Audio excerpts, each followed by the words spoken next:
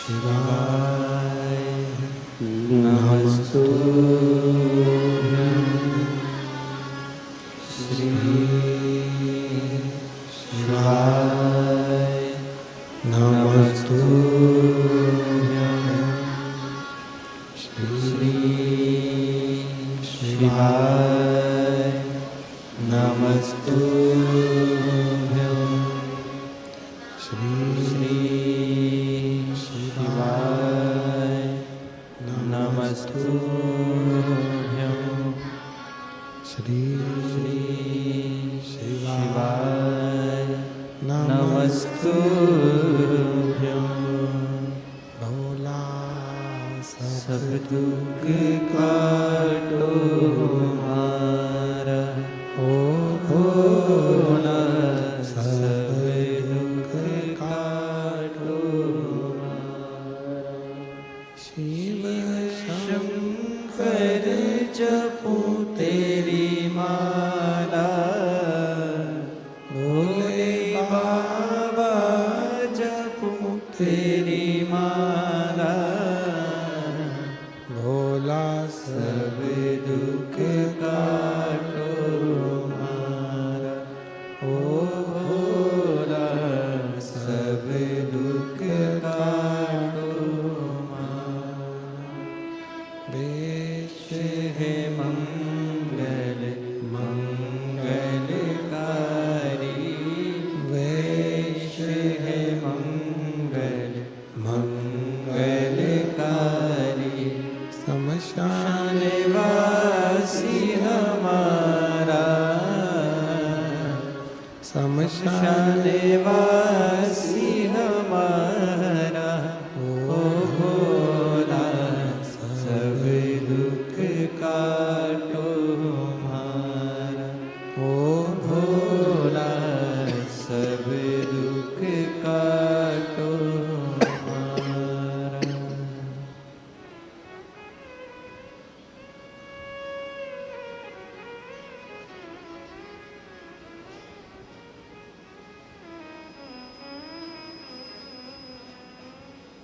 बाबा देव अधिदेव महादेव भगवान शिव की पवित्र कथा वर्णन कर रही है। शिव महापुराण की कथा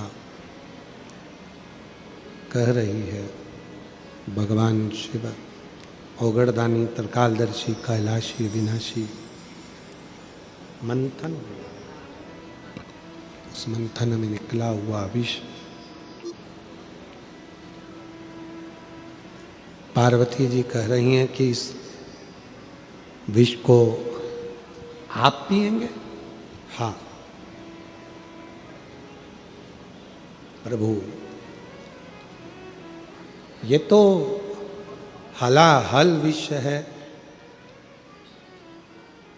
जिसको पीना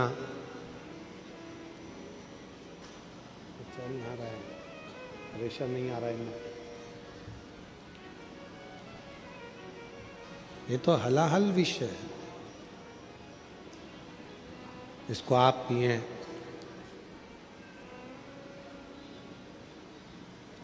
ये श्रेष्ठ नहीं है। भगवान देवाधिदेव महादेव ने पार्वती जी को समझाया कि पार्वती, अमृत पीने वाला श्रेष्ठ नहीं जितना विष पीने वाला। जो बुराइयों को, दूसरों के अपशब्द को, दूसरों के तानों को, दूसरों के आड़े टेढ़ी बातों को भी जो पचा ले, वो संसार में कोई साधारण नहीं हो सकता। इसलिए अमृत पीने वाले को देवता कहते हैं, देव कहते हैं, और विष पीने वाले को देव अधिदेव महादेव कहते हैं। विष पी गए,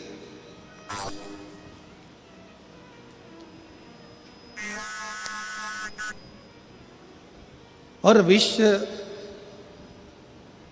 भगवान देवादिदेव महादेव ने जैसे पिया, कंठ पर वो विष आया,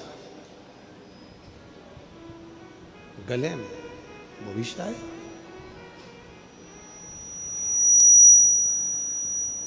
और जैसे ही कंठ पर विष आया, मां जगत जननी पार्वती, मां दुर्गा भवानी, मां आद्य शक्ति, मां पार्वती जी कंठ में जाकर उस विष को रोक ली। उस विष को मां पार्वती जी ने रोक लिया।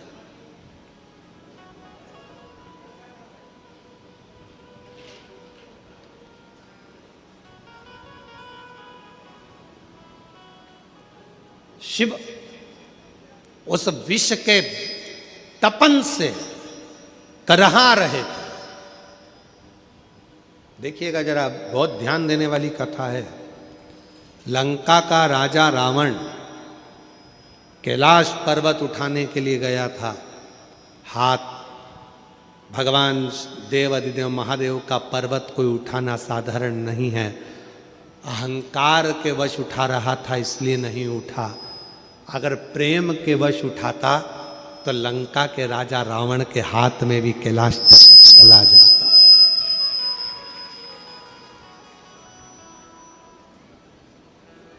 यदि प्रेम वश उठाता तो, और यदि प्रेम से लंका का राजा रावण अगर उठाता कैलाश पर्वत तो उसके हाथ में होता। पर वो पर्वत उठाते समय हाथ भगवान ने अपने पांव का अंगूठा थोड़ा सा नीचे करा भोलेनाथ ने, और हाथ टूटने लगे, दबने लगे। तब रावण ने भगवान शिव को पुकारा।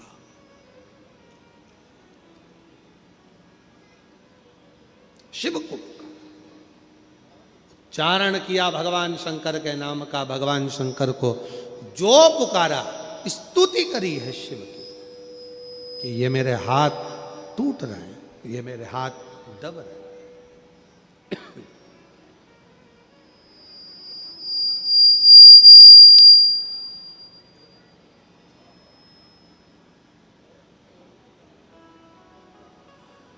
भगवान से प्रार्थना कर रहे हैं, निवेदन कर रहे हैं कि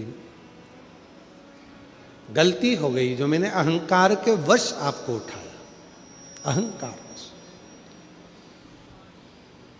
ध्यान देना थोड़ा सा, एक बहुत सुंदर प्रसंग यहां वर्णित होता है।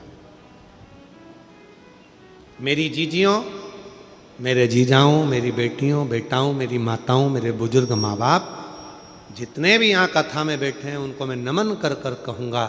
और जितने आस्था चैनल के माध्यम से पूरे विश्व में, पूरे देशों में, विदेशों में बैठकर इस पवित्र कथा का जो लाभ ले रहे हैं, उनसे भी निवेदन करूँगा कि मेरे शिव को पाने के लिए दिखावे की जरूरत नहीं पड़ती है। मेरे शिव को पाने के लिए बहुत आडंबर की जरूरत नहीं पड़ती है। मेरे शिव को पाने के लिए बहुत अहंकार की जरूरत नहीं पड़ती है। शिव पुराण कहती है मेरे शिव को पाने के लिए केवल प्रेम का एक लोटा जल चढ़ जाए तो मेरे शंकर प्रसन्न हो जाए। केवल प्रेम का एक लोटा जल सारी समस्या का हल। एक लोटा जल प्रेम का, वात्सल्यता का, स्नेह का, करुणा का, शक्ति भक्ति के साथ आप शिव जी को चढ़ाइए। शिव को तुम्हारे शक्ति से भी मतलब नहीं, शिव जी को भक्ति से मतलब है, भक्ति से।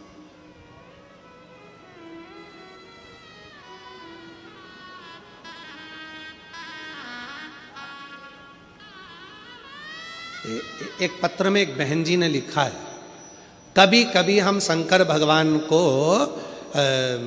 ब्रश से रगड़ देते हैं।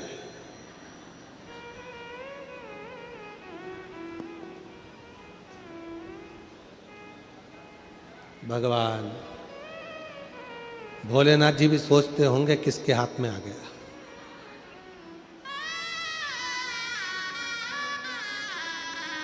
महाराज शिव जी को ब्रश से रगड़ने की जरूरत नहीं है। फिर किसी ने कहा कि हम भोलेनाथ जी को जब काले पड़ जाते हैं तो हम उन पे नींबू लगा के रगड़ देते हैं। ना ना, नहीं, ना नींबू का रस, ना नींबू, और ना ही ब्रश, ना साबुन, ना तुम्हारा सर्फ, कुछ भी नहीं, कुछ भी नहीं। बाबा को अगर रगड़ना ही है तो हल्दी डालो, जल डालो और बाबा को अच्छे से हल्दी और चंदन से लेपन कर कर खूब रगड़ो। कौन मना कर रहा है? जरूरी नहीं कि सर्फ, साबुन या ब्रश लगाओगे या बहुत नींबू का रस लगा के उनको रगड़ोगे तो ही साफ होंगे। ना ना, प्रेम।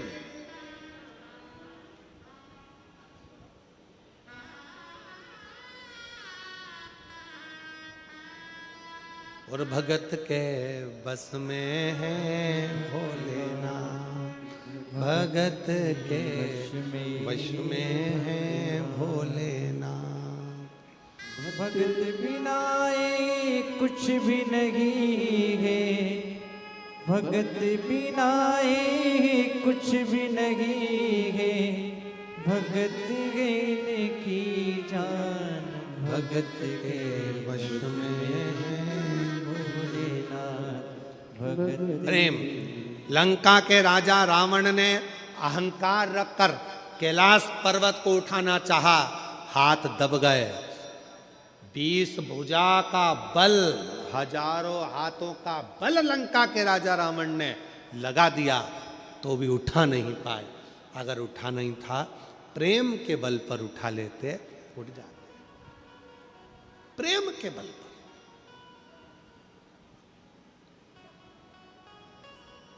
एक प्रसंग है, पहले कभी स्मरण में नहीं आया पर आज स्मरण में आया है नखपुरा में, तो बड़े सावधानी से सुनिएगा। एक बार मां आद्य शक्ति पार्वती अपनी सखी गजमुखी के पास गई। क्या नाम था उनकी सहेली का? गजमुखी। जम के बोलो, गजमुखी। उनकी सखी गजमुखी के पास गई।